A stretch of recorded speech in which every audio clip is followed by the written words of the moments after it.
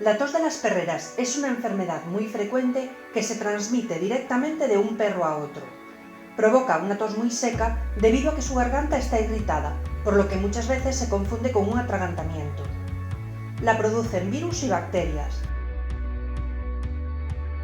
Aunque es una enfermedad que remite en 5 o 7 días, dependiendo de algunos factores como razas, enfermedades previas, edad avanzada o insuficiencia respiratoria, lo que podría ser un cuadro leve, aunque molesto, se puede complicar y derivar en algo grave. La tos de las perreras reaparece con la llegada del frío. La época de mayor incidencia es el otoño y se producen brotes en invierno. Es una enfermedad que se transmite rápidamente.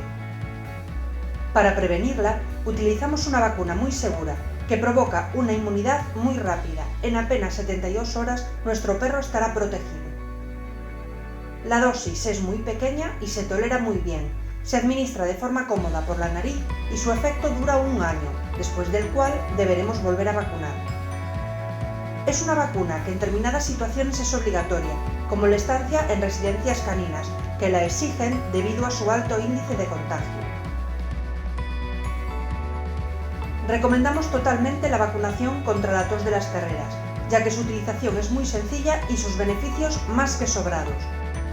Buscamos siempre su bienestar.